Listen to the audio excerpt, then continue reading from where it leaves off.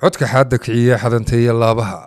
kuma lagu xasuustaa xilligani fankeenii xidigiisu waa kuma goormaa la aasaasay taariikh ahaan kooxda xidigaa geeska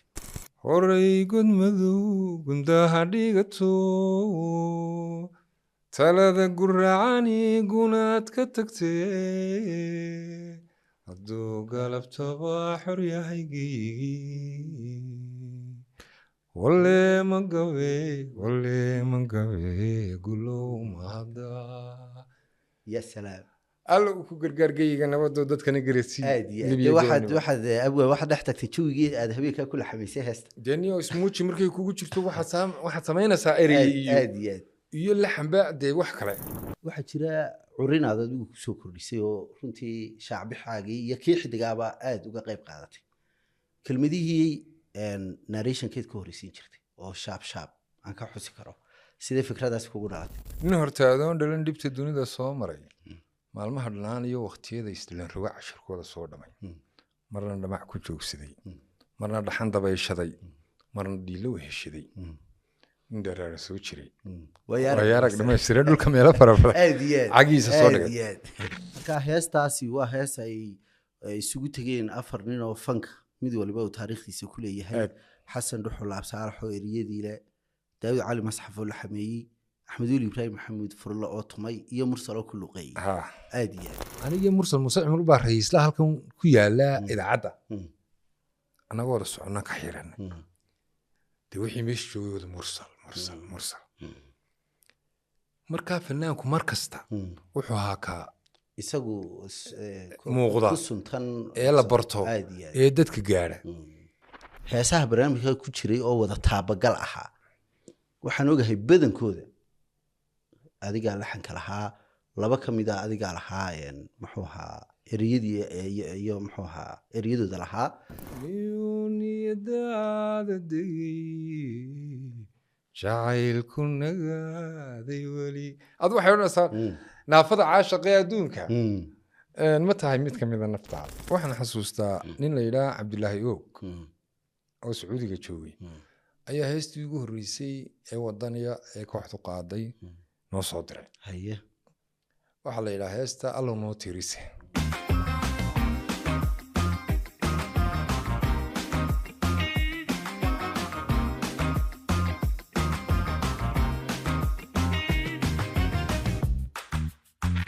بسم الله الرحمن الرحيم كلنتي وعنا وناكسن صاحبيال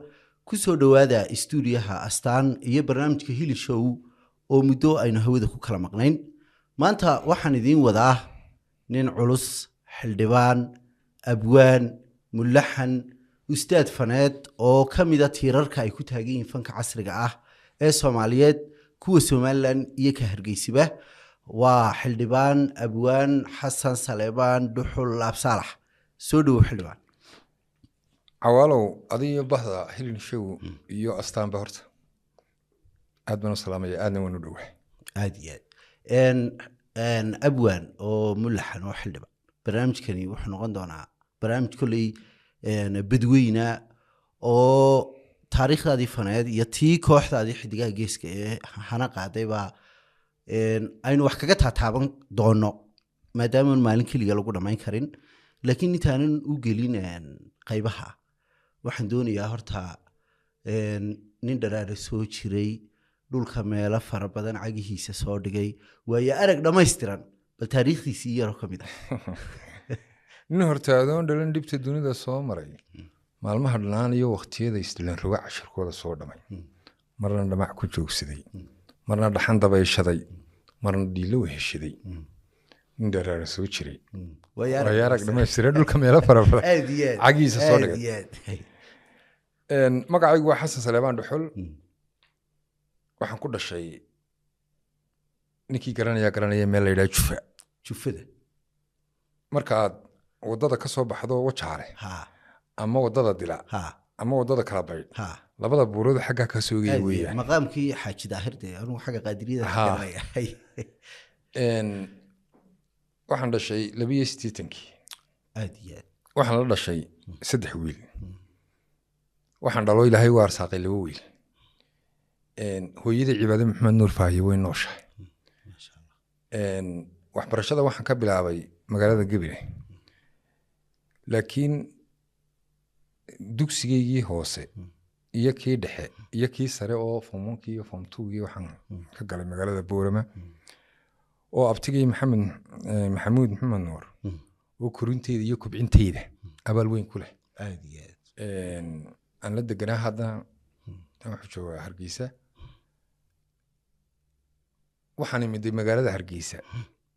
form 2 haye oo taariikhan ku beegnayd 2001 aad iyo aad iyo labadii Faarax Umar baan ka baxay waan tacabira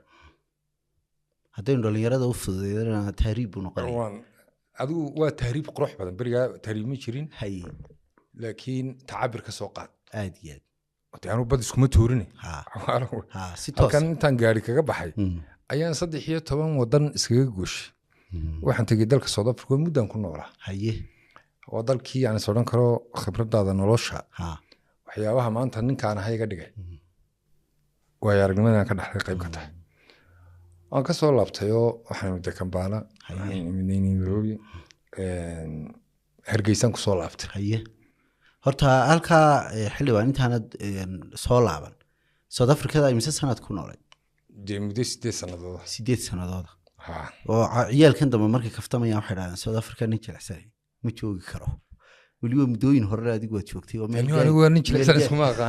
meel gaangis badan oo hawl badan oo Soomaalida lagu laayo balka war waayaheedii South Africa awalo haddaan South Africa iyo noloshii iyo dhacdada safarka ka waramo inaga dhamaan maayo haye South Africa waa meel ku noolaasheeda iyo ka shaqaysigeeda ninka joogaa uu garanayo aad iyo aad anigu Western Cape kan ku noolaa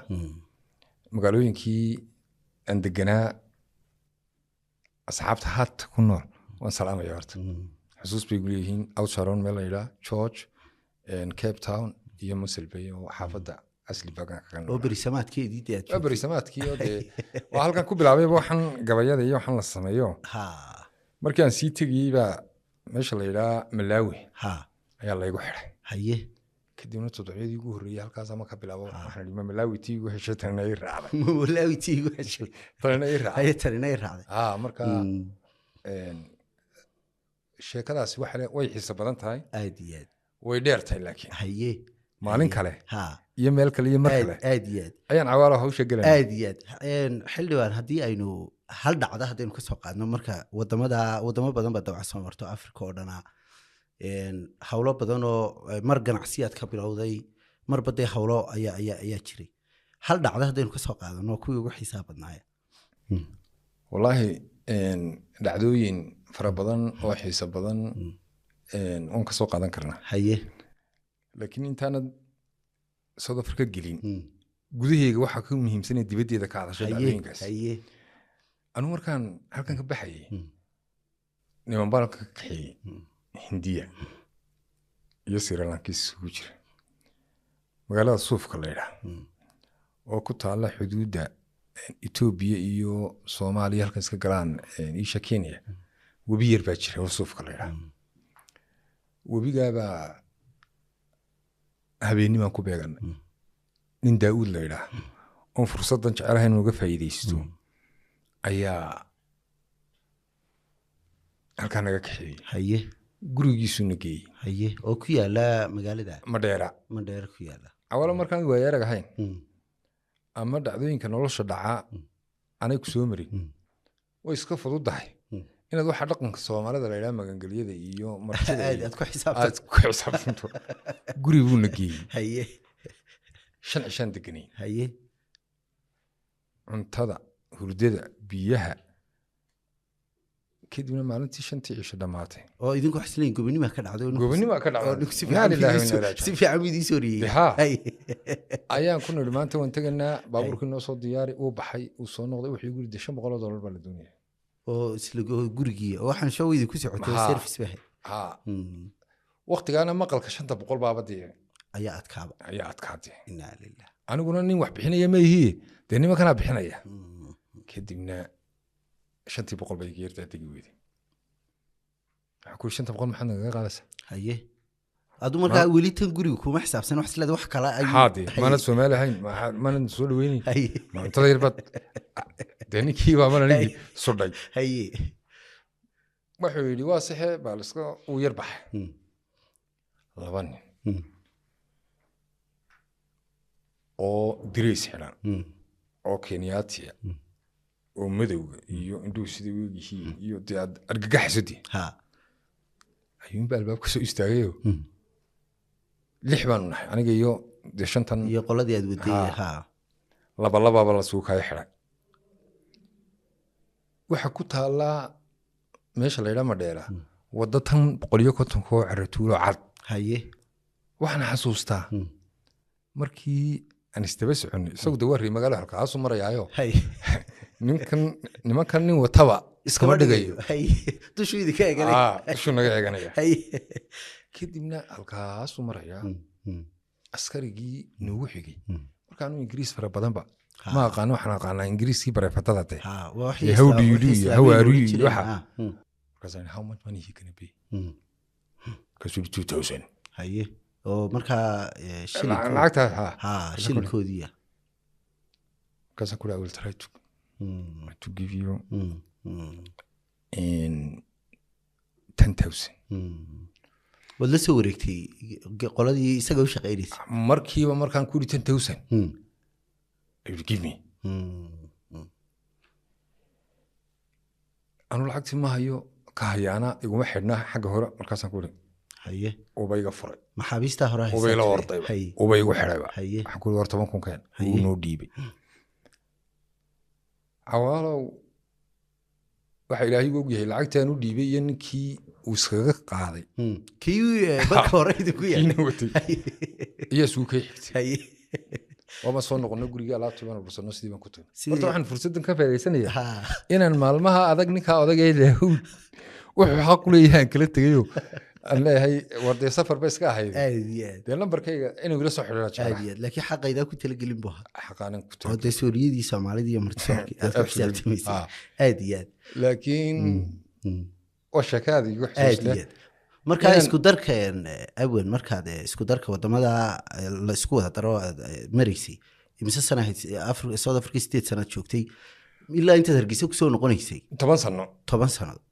marka imisa Hargeysa ku soo noqotay de waxa ku soo noqday markii xidigaa geeskan asaasan oo ku beegnayd 2000 iyo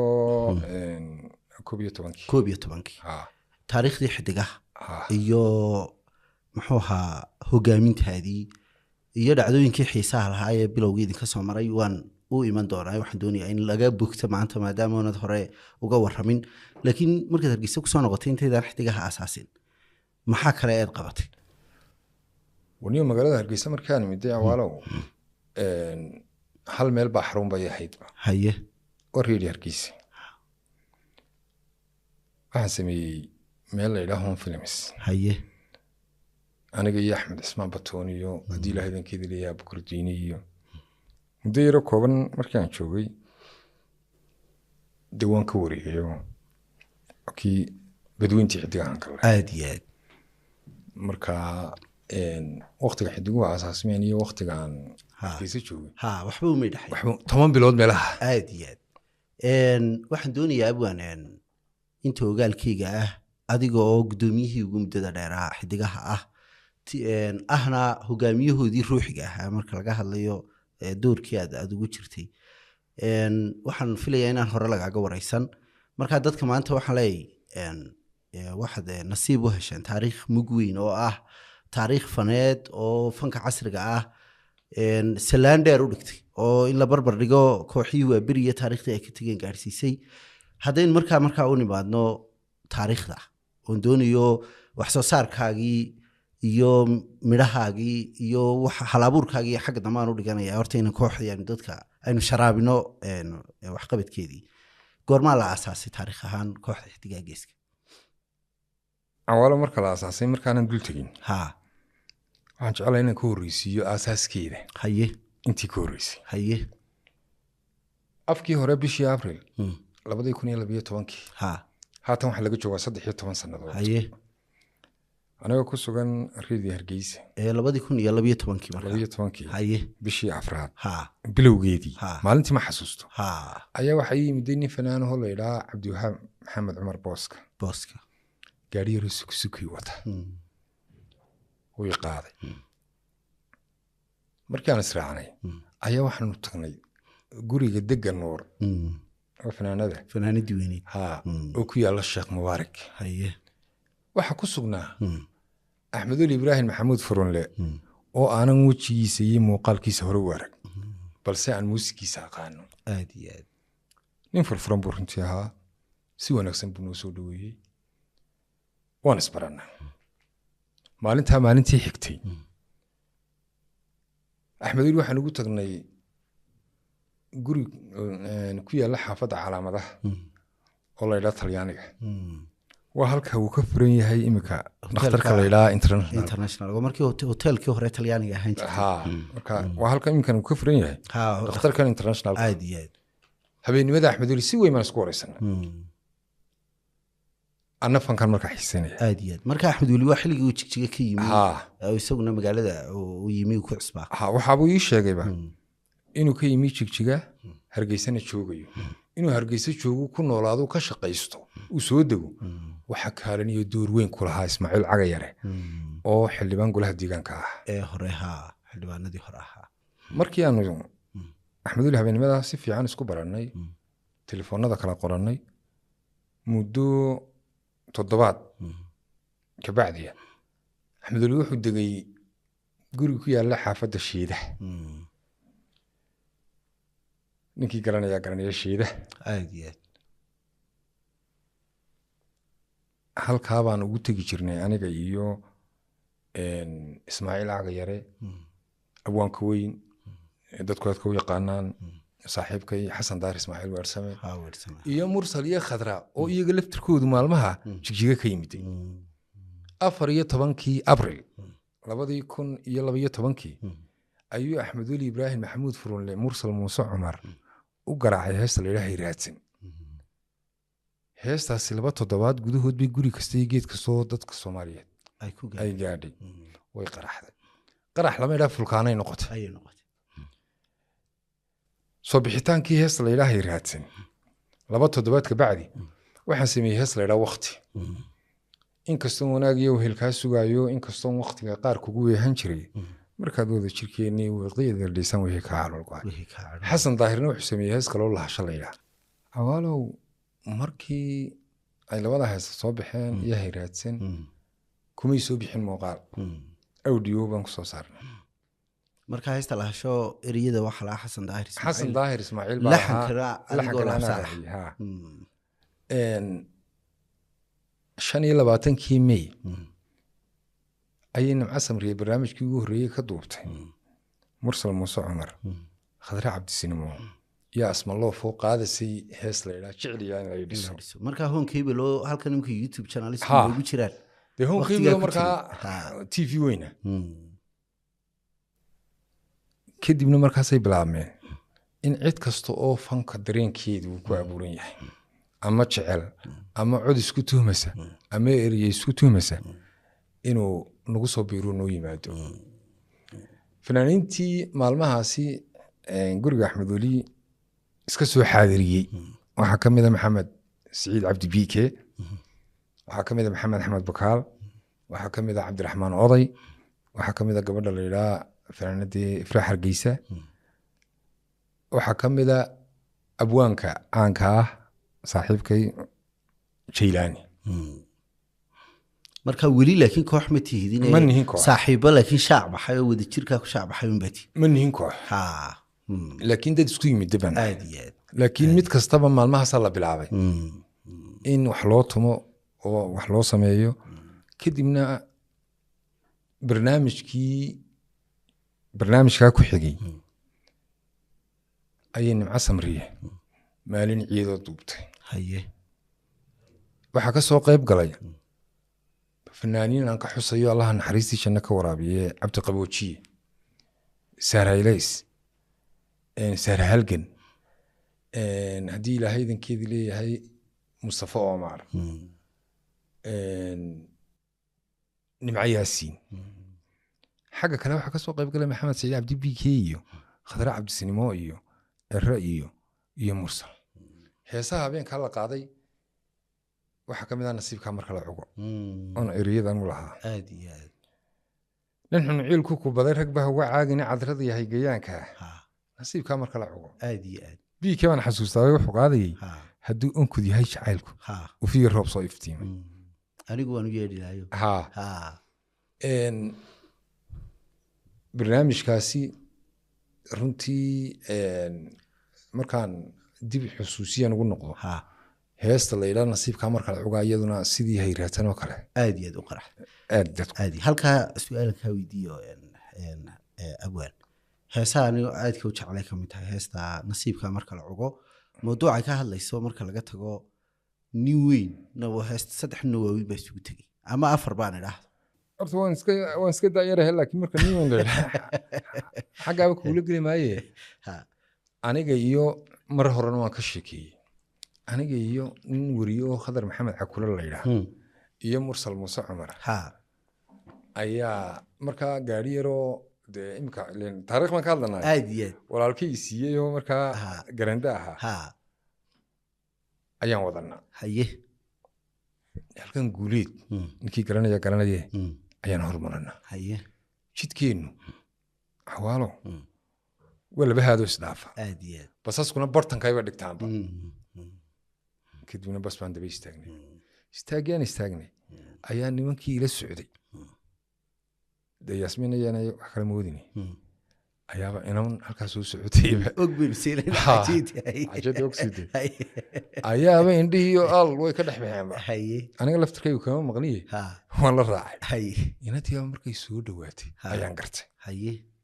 hibaaq baa la yidhaha laakiin heesta cuddoon ayay ugu jirtaayo dee ninka afkarashada qoladii dhalaalaysay weyaan markay soo dhawaatay aan gartay ayaan runtii sidii ran u salaamay inantu waxay ku lingaxnayd dhaqan iyo akhlaaq midabkeedu wuxuu ahaa midab maariina gabadh aad u qurux badanna way ahayd gabadhii baan dee u ammaanay nimankii inantan hibaaq balayna saasoo kadibna markaasuu may tiri war xasan aad hay ammaanin haddaan ammaantaa leeyahay nasiibkayga ma xumaadayni anna guurkeedii iyo gurigalkeedii baan ogaa walaal maxaa kugu dhacay waaba lay furay bay tiri inaa lilah markii aan ka dhaqaaqnay waxaan ku soconnay guri ku yaalla xaafadda siinay oo uu deganaa daa'uud cali masxaf allahu naxariiste ustaadkii weynaa ilaahay naxariista jannaa ka waraabiya intii aan dhexe kusii jirnay ayaana sili warniyo inanta marka adigu dareenkaagii way qaadatay oo sheekadu way ku taabatay marka ujeeddada heestu waa dhiirigelin waa haniyad jebin marka waxay leedahay ciiddii dhulkeennii bay kasoo bilaabantay way soo socotaa waxay odhanaysaa nin xun ciilku ku baday rag baa uga caagi cadrada yahay gayaankaa nasiibkaa marka la cugo marka daawud intaydan gaadhinba heesta waan sameeyey marka adigoo eriyadiistaad gurigii gaadheen waan u sheegayo markaan daawud u sheegay mursal baa halkaa kasoo booday wuxuu yidhi anna waan qaadaya haye daawud baa yidhi waan la xamaynaya uba la xameeyeyba isla bartii buu ku la xameeyey habeenkii waxaan kasoo noqonnay annagoo lixankii sidanna axmed weli baan ula tagnay uu ku dhuftay mursal baa tv-ga la istaagay waabay qalaxday waana mid ka mid ah heesii anugu shakhsiyan aan dadku igu barteen inantaasi horta goor fiican bay halkaa soo martay nio imika meel ay ku nooshaayba garan maayo halkii joogtay waan u ducaynaya waxay ugu dambeysay 2015 ayaan isku aragnay Istanbul laakiin imika runtii marka heestaasi waa hees ay isugu tageen 4 nin oo fanka mid waliba uu taariikhdiisa ku leeyahay xasan dhuxul absaalax oo eriyadii le daawud cali masxaf oo la xameeyey axmed weli ibraahim maxamuud furlo oo tumay iyo mursal oo ku luqeeyay aad iyo aad marka aynu ku noqono abwaan taariikhdii aynu wadnay silsiladii xiriirka ahayd marka barnaamijka marka nimca samriye iyo home cable tv la duubteen fanaaniinta kalena idinku wehelinayeen maxay idin xigay waxaa noo xigay still koox manihin haye laakiin did hibadu kulmisay ayaan nahay kowdii bishii 10aad 2012 ayaa fanaanada caanka ah yaan anugu la baxay sawtu raxma ha yurub maxamed cabdi ha ka timid jigjiga haye laba habeen ka bacdi yurubna beriga u yar mushkilaysnido arrimaha jacaylkiyo waxay ku jirtay xayndaabkaas aad ugu xoogana marka Yurub waxaan xusaynaa waa dadkan jacaylkoodu malaawalka ahayd ha absolutely aad iyo kadibna dareenkii markaa iyo xaaladeedii ayay taabsiisay heesaha badan ee Yurub sameeyay waxay daba socdaan ujeedada heesta naxli aad iyo kadibna waxaan u sameeyay heesta naxli naxli waxay tiraahdaa adoo niyadda iga jaray jacaylkana nitaaqiyo naxli iyo xumaan baday soo dooqa nacaskii ha rajanawi ima oran ismaaciil cagayara kadibna ereyay keenay haye ereyada waxaa sameeyay cabdilaahi xasan xaaji cabdilaahi haye ganay oo ku nool markaa maraykan waa heesta jow nabadgeliyey oo la marxalad ahayd heestan naxli awalow maalmaha Yurub heesta naxli qaaday waxay ahayn maalmo de fanaaniinta iyo dadka iyo asxaabtu guriga Axmed Weli ku soo qulqulaso guriga shiidaha ku yaala Axmed Weli deganaa 5 qolbo ka koobnaa haye marka hurdada laga yimaado qol kasto kamid wuxuu magansanayay in wax lagu laxameeyo ama wax lagu duubo ama wax lagu tumo ama wax lagu dhageysto fanaaniinta qurba joogay ugu horeeyay waxaan salaamayaa waxa kamid ah Ayam Trams oo qiyaasi karta qolka iyo wixii dhex yaalay iyo dadkii iyo xaaladii iyo maalmaha marka duruuftu inay waxtay ku bilowdeen jibadii iyo xamaasadii weeydu ku jirtay warde moral uu iska adkaay walaal dadku moral u baahayeen marka dib u daawato ha te adeer anigana ku dhaw mid kasta laf kasta gudaha ku jira dibadda taalayo wala iska duruufis nin waxna wala cuni jiray hadana ma garanayo aad iyo aad qolooyin ka dib waxay dhahay dalka meel dheer baa laga keenay meel dheer baa laga keenay hay habeenkii sanadka cusub soo galayay ha 2000 2013 ha ayaa fanaaniintan Ifraax Hargeysa Mursal dhamaantood waxay ka qayb galeen barnaamij nimca samriye ha ay qabanaysa magaalada Hargeysa ku qabanaysa haye waan xasuustay barnaamijkaasi fadhi ma hayn xidiguhu inay inta badan fadhi bay haye ku duubi jiray haye barnaamijkaasi laakiin waxa barnaamij halka fadhiyaan fanaanku markuu yeesina stage ka soo istaagaya cirro kana xasuustaa rayo qaadayba aad iyo aad stage bay ka qaadayeen ha marka 5tii bishii January ha 2013 ha ayaa fanaanka Cabdinuur Alala leeyahay ha martiqaad nagu soo casuumay festival ka dhacay Djibouti haye aniga oo abwaanhan ku tagay iyo ninka la ilaa furan musician iyo Mursal iyo Khadriya Asma ma dhicin nasiib dar festivalki laakiin waxaan tagnay magaalada Djibouti oo koonahaad ka wareegtay Mursal laga dhageysanayo heesaa baxayana hay raadsan ayuu wax soo raacay hees la ilaa nasiibka marka la dhago laakiin hay raadsan baa bas kasta ka baxaysay ka soo baxaysay markii uu barnaamijkii aan u soconay qabiyoobay waxaan fursad u helay oo de anagu ma nu helin Mursal bacaan ahaaye inaan show soo dhijino haye waa showgii ugu horeeyay ee Mursal Muuse Cumar oo qabtay reecho butigu terrace ka waxay dhan xagan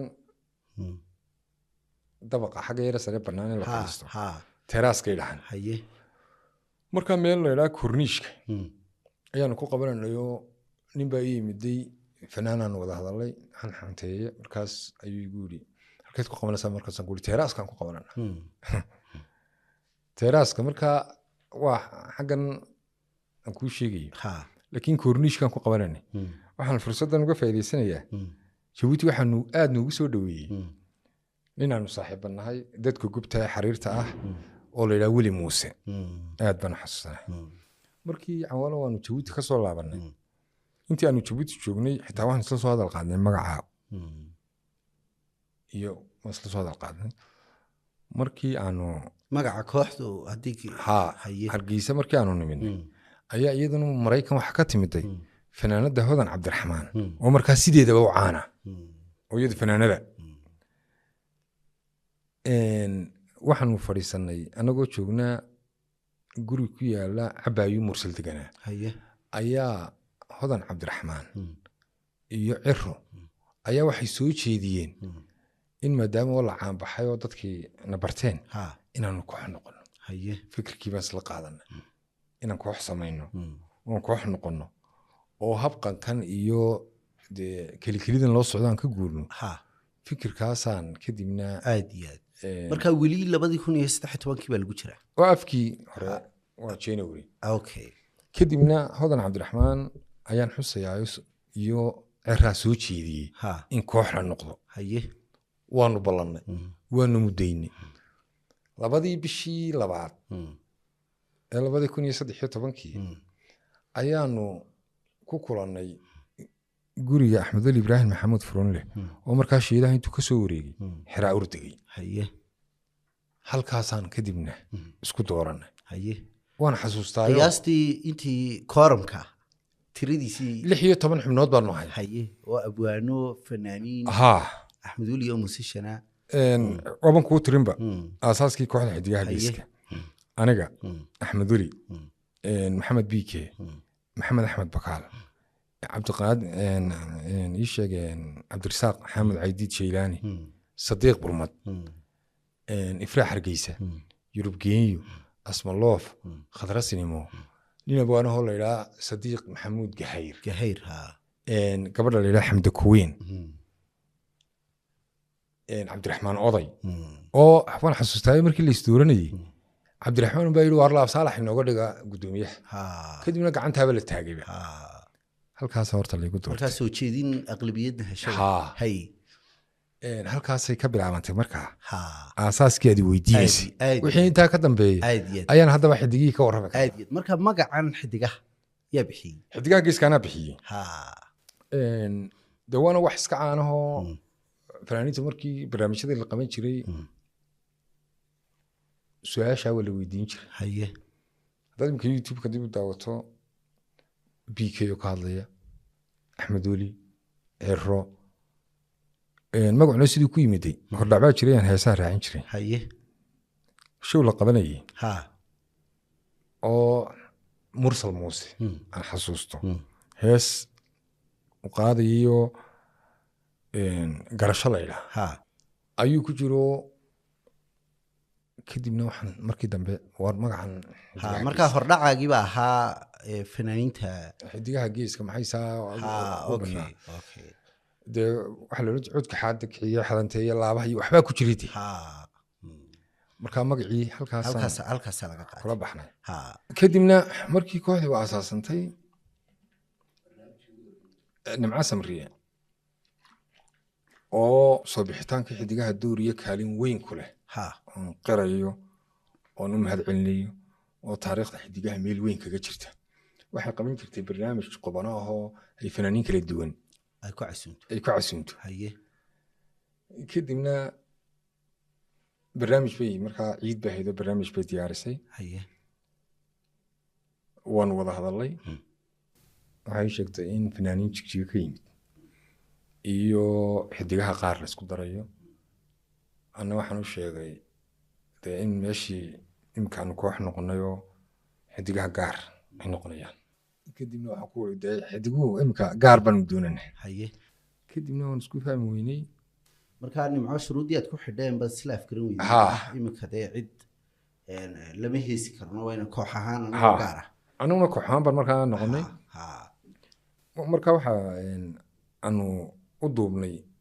barnaamij ay isugu jireen heesa fara badan oo hargeyso siraadan baa ku jirtay geygeenna xoraa ku jirtay nimcaanoo maalmaha isna maxaa heeday kooxda kusoo biiray heesu qaadayo ma burbulay heshiiska la idhaa oo cabdilaahi xasan xaqiiqa cad baan dadaayo rajo caraf baa la idhaa agtaada halkaa dhigayso aqliga hubi baan idhaa huqiyo ciil baa ku jirtay huqiyo ciil baa ku jirtay barnaamijkaasaanu qabanay intaa ka bacdi waxaa bilaabmay duruuftii xidiguhu ay ku jiri lahaayeen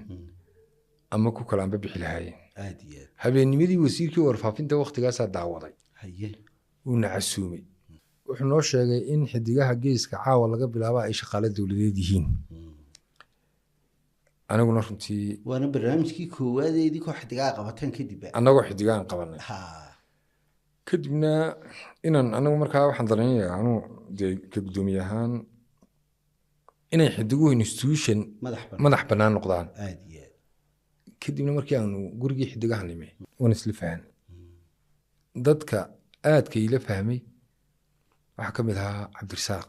maxamed caydiid jeylaani iyo sadiiq burmado isagu markaaba ka tirsanaa ayaa dee markaa dee guddoomiye tahay waxaad leedahay guddi baa jirtay markaa 7 ah iyo guddoomiye ku-xigeen iyo markii aan taladii rogrognay waxaan goosannay in xidigaha geesku ay noqdaan koox keliya taagan aad iyo aad waqtiyadaa heesaha soo baxay mursaloo kale hees laydhaa nasiyay marnuuray nalka maanka daaraay khadra sinimo muddo yar ka hor barnaamijkaasi waxay soo saartay akhyaar kala baadiyooday baridada sooma doonto maxamed siciid cabdi biike ayaa hees uu lahaayo axmed sheekhii axmed biif ninkoo sheekh xarabkan ku arkay u qaaday oo axmed biif u qaraxday ayuu dee waa ninkii lahaaye dib u qaadayo anna hor dhacbaa maan ka horreysiyey abwaan intaynaan u gelin heesihii xilligaa dee markii dambe soomaali dhexdeeda saamaynta weyn ku yeeshay go-aankaa aad soo jeedisay adigu oo guddoomiye ahaa guddidii iyo xubnihii kooxduna ay kula qaateen wasiirkii xilligaasee u arkayey inuu wax idiin taray ama idin maamusay go-aankaa markuu lidka ku ah u geyseen siduu uga falceliyey dee waanu isku yar diidnayo haye khilaafuu keenay annaga laftirkaygu markaa socod barad baanu nahay haye awalow markii aanu kooxda aasaasnay ee guddoomiyahaan noqday 12 qodob baan noqon haye 12 qodob waxaa ka mid ahaa sirta kooxda ayaa la sheegi maxaa sir la sheegi dadku way sor fadhiyaan haye xeerkuna wuxuu ka samaysmaa duruufo iyo caqabado yimiday aad iyo aad ayaa lagu dabaqaa aad iyo aad waxaan xasuustaa nin la yidhaha cabdilaahi oog oo sacuudiga joogay ayaa heestii ugu horreysay ee wadaniya ee kooxdu qaaday noo soo diray haye waxaa la yidhaha heesta allow noo tirise u taagna calankayaga kadibna muuqaal ayaan damacnay in lagu duubo haye berigana kilibka intaad hebel ka duubato haddana xaggan aad ka duubata may jirin waa la wada istaagi jiray xadaaradan iyo in qof baalkiisa lagaga qabto qof baalkiisa waxba adkaatay baan lasku keeno markay 4 maanta soo diyaar galowdo heestana dee 12 baa qaadiyey waxa qaadayay 9 meelaha 9 bay haayeen markay maanta 4 soo diyaar galowdo 4 kala maqan inantii shalay makeup-ka soo marsataa ku odhan anigu ma kufeeru ma ku jiriyay caqabad weyn bay runtii ahayd waxay ahayd go-aanadii in xeerka xidigaha geeska aanu ka dhigno mid ciqaabi ka dhalanayso heestaasi waxyaabihii sababay ayay ahayd kadibna waxaanu samaynay wax la yidhaha xeerkii qodobo waxaan kusoo darnay 3 biloodba mar baan markaa dib u eegi jirnay xeerka xidigaha waxaanu kusoo darnay in amar diidu waxa la yidhahdo ciddii amar diidda marka garaxya ka dhalanaya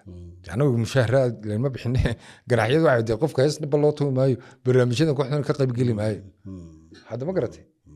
guriga xidigahana iman maayo dee guriga beriga dee in la yidhaha guriga lama imanayo qorbajooguna ilaahay fahbuu nagu soo siiyey kadibna aduu heestii markii dambe waan duubnay markii aanu duubnay annagoo wasiirkii waqtigaada ku niri war anagu shaqaale dowladeed ma qaadi karna ayaa waxay yimiday 18 horta waxaanu duubnay barnaamijkii ugu saamaynta badnaa intaan xasuusnahay barnaamijyadii xidigaha ayaanu tv-ga qaranka laftirkiisa ku qabanay beer weyn oo ku taalay oo dhir oo aad u qurux badnayd balse haatan la jaray xafiisyo laga dhigay barnaamijkaasi 2014 kowdii bisha aanu qabanay sanadka cusbaa waxaa ka mid ahaa heesihii ku jiray hees mursal qaado la yidhaha dhexdhexaadin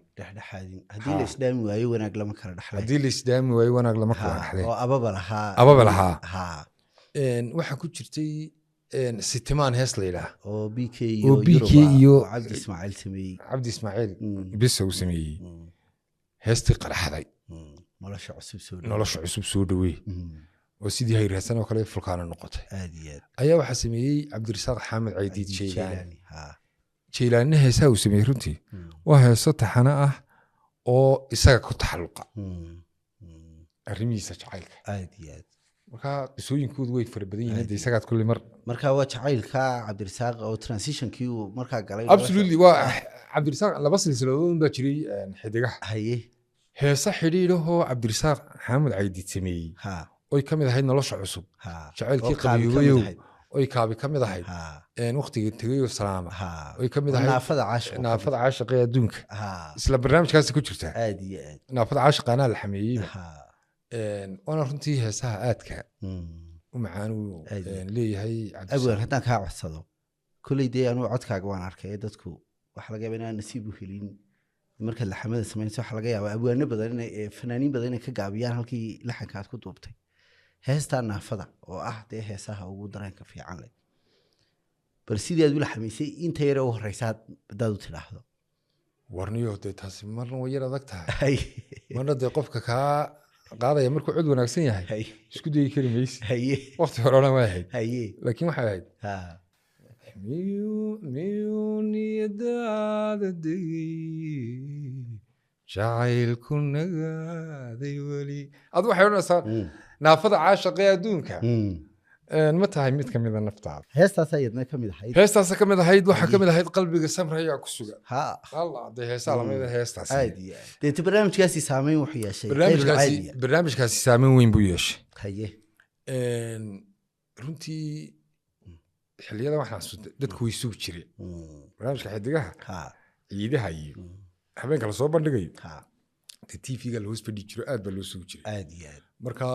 heesihii barnaamijkaasina wada caan bay noqdeen mid la tuura waxaa daadihinayey abiib imaan xasan iyo bishaare cali baante ayaa daadihinayey markii barnaamijkaasi baxay xidigihiina si weyn loo bartay dee qurbajooguna dalka markaa aad buu imanayay ayaa cawaalow wasiirkii warfaafinta oo dee markii horena in kooxdu uu yidhi shaqaale dowladeed on xaggaas ku yar seegnay ayuunbaa wuxuu noo yeedhay 11 May 2014 aniga iyo cabdihan iyo BK baa u tagnay xagga kale busi allah u naxariistay iyo cabdiyare ayaa socday allah u naxariistay labadooda sheeko badan ba nuumu gelin wuxuu yidhi war edin may baa la xusayaa madaxweyne axmed maxamed maxamuud siiraye markaa guddidii qabanqaabada soo saaray guddidii qabanqaabada edin may hala soo saaray wasiirka warfaafintuna qayb buu ka ahaa weliba roolka ugu weyn isagaa lahaa wuu noo yeedhay wuxuu yidhi war xafladda madaxtooyada waxaa tegaya oo keliya fanaaniinta qaranka xidigaha geeskow fasax baati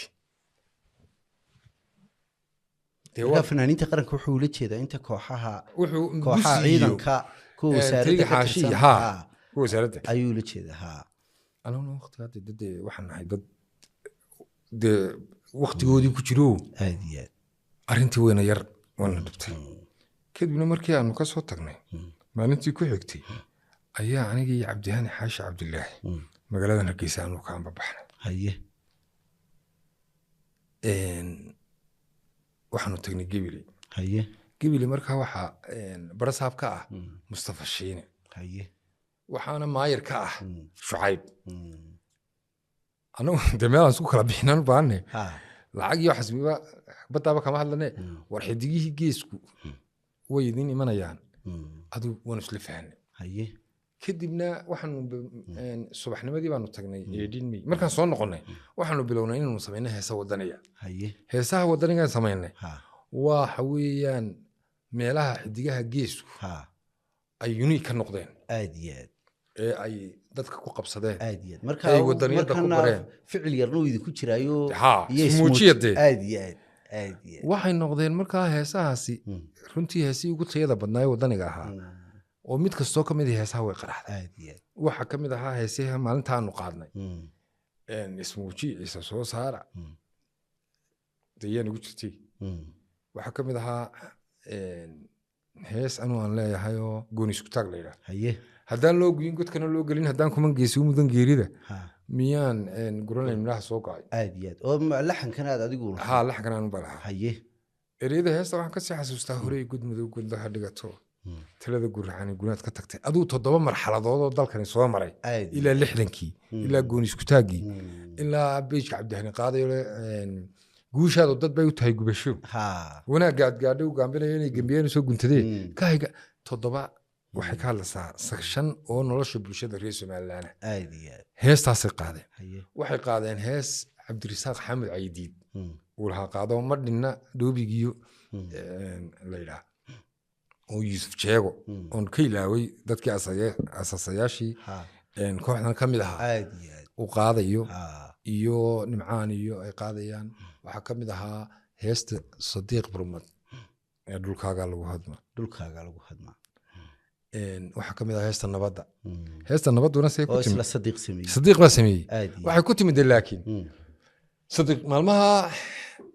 tabar buu ku maqnaay garow uu joogayba Yuru Maxamed Cabdi ayaa la jiibinayay fanaaniinta BK iyo Cirre iyo oday oo heesta qaadayay nimcaan iyo Cabdihani kadibna Yuru Batriti heestii wiilashun baad samayseen tii habluumi kadibna Sadiiq baan ku dhuftay garow uu jooga waqti koobanna wad haysataan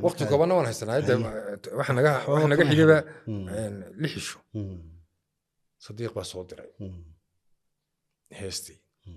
beejkii waan xasuustaa markuu beejkii hore soo diray beejkii hore ana la xameeyay Axmed halkan uu fadhiya waa nin karti badan madaala ah hawsha kooxda daacad ka ah muusigu waa li ah busaaray marka waa wuxuu soo diray dhulkaaga lagu hadmaa may nabadda dhulkaaga way samaysan tahay laakiin heesta nabaddu siday ku dhalatay Yurub waxay tiri war heesta dumarku may maadaama oo ay talantaali dumar rag u qaadayeen gooni isku taag marka heesta nabadda ka mid ahayd heesaha kale hore aan soo saarnay habeenka la qaad maalinta la qaaday hargeyso siradan ba ka mid ahayd kadibna barnaamijkaasi cawaalo markii uu baxay kooxda xidigaha geeskuna sideeda banaanba waxay ka koobnayd 4 rukun farsamo yaqaano abwaaniin fanaaniin iyo sheeg musicians marka iyo mulaxanadiidii doorkii uu mudnaa laakiin tiradan dadka ku jira waxay ku kala safka waxay galayeen aadiyad oo BK iyo Cabdihani iyo iyagu fanaaniin bay ahaayeen fanaaniin waa ahaayeen marka fanaaniintay ku abwaan markaynaan u gelin saameyntii ka dhalatay iyo maaragtay barnaamijkii maaragtay siduu markii dambe u shaac baxay heesaha barnaamijka ku jiray oo wada taabagal ahaa waxaan ogahay badankooda adigaa laxanka lahaa laba ka mid ah adigaa lahaa muxuu ahaa eriyadii iyo muxuu ahaa eriyadooda lahaa heestaa horey gudmadow gundaha dhigatay laxankeeda yaa horey gudmadow gundaha dhigato talada guracani gunaad ka tagtee hadduu galabtaba xor yahaygii wale magabe gulow mahada ya salaam allo ku gargaargayga nabadoo dadkana garasiiyay waxaad abwa waxa dhex tagtay jawigii aad habeenka kula xameysay heesta daniyo ismuuji markay kugu jirto waxaad samaynaysaa erey iyo laxanba dee wax kale aadiyad marmar bay markaa hibadu ficil yar u baahanto lagu yidaamo sama horta hibadu hadday dadaal iyo ficil wada socdo weeyo imisa hibowlo halkan fadhiya aadiyad oo taayir rugla hibadu waxay u baahan tahay dadaal hibadu waxay u baahan tahay joogtayn hibadu waxay u baahan tahay ku talagal iyo adkaysi shaqada la qabanayo mararka qaar cawaalo dee dadku ma qabtaan iyadoo la barwaaqaysan yahay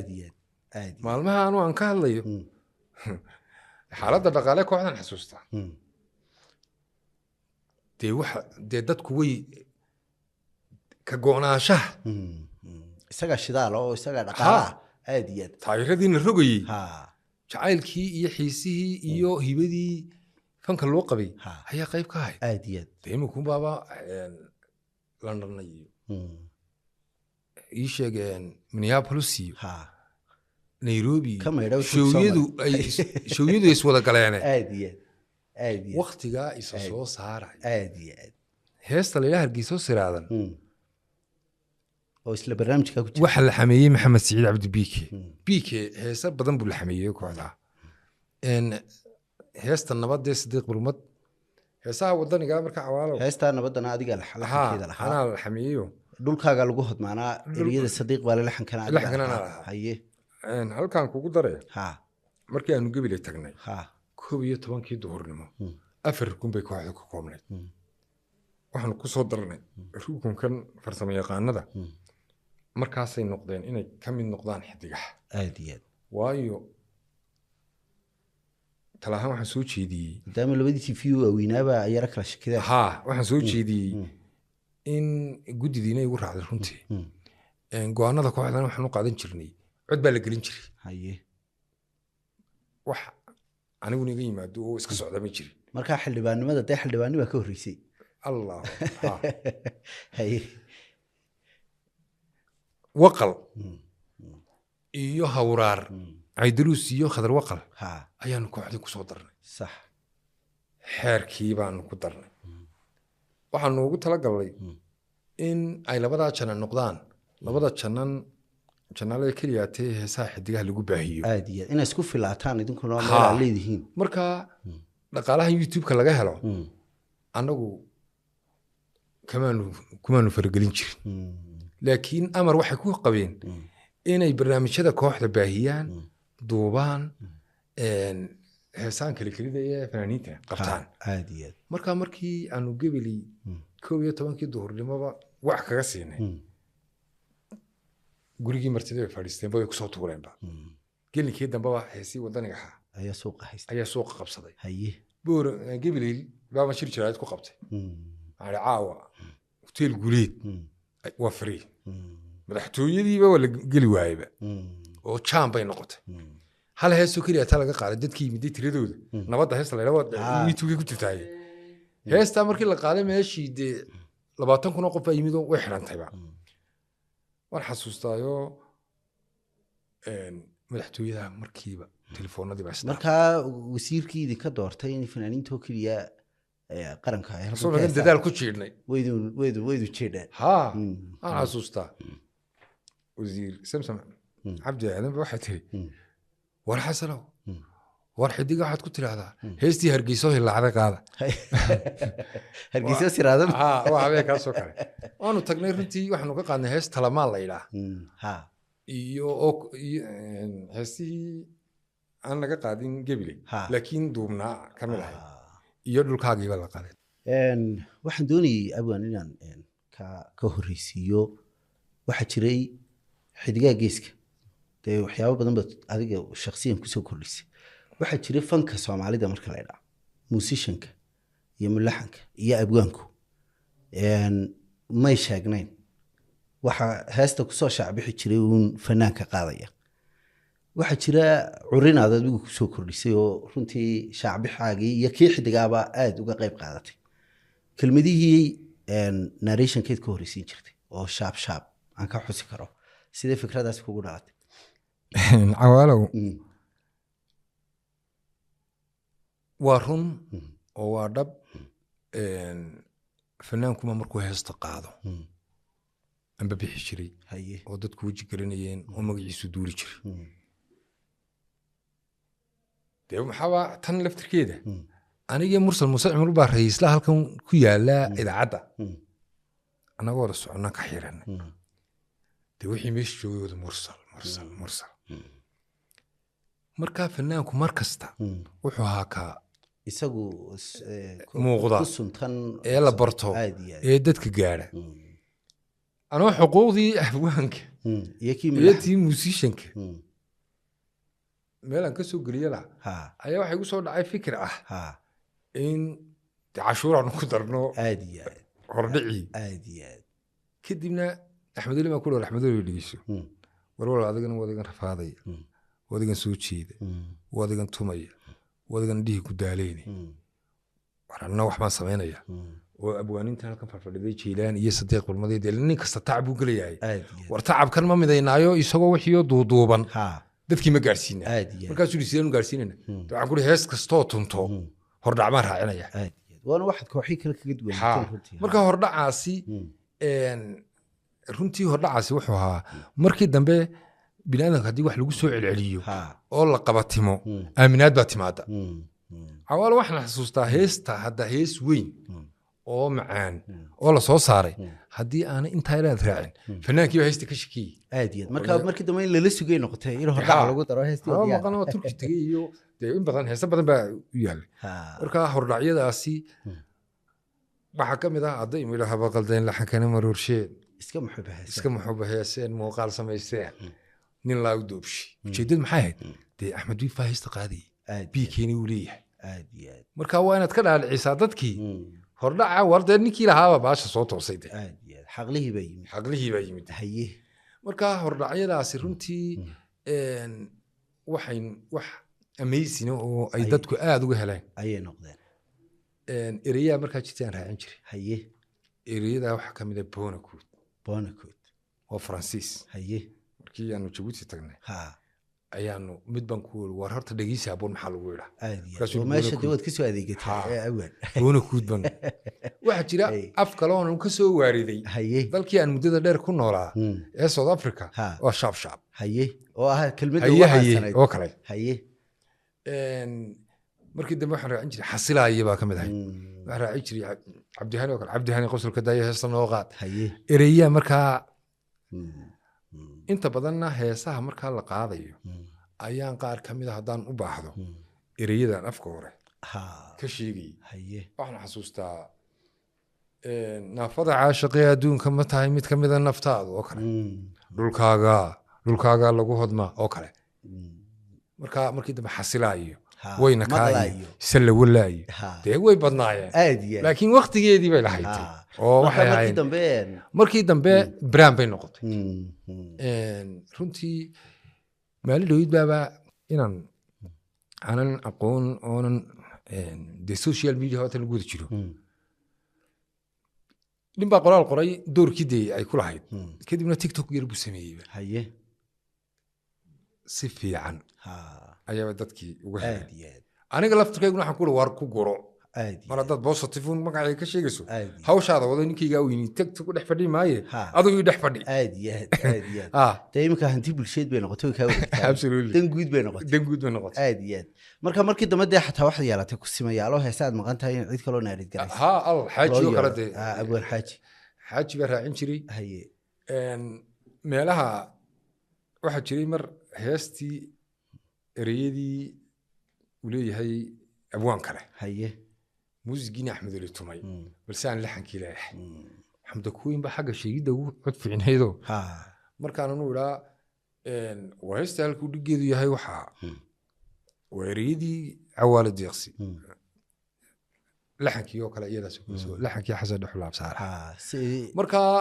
dhinac kale marka laga eegana aniga laftirkaygu in bulshadu ay barato rool iyo door weyn bay ka qaatay oo heesta haddaan sameeyey iyo haddaanan samaynba magacay ugu dhex socday aad iyo aad waana de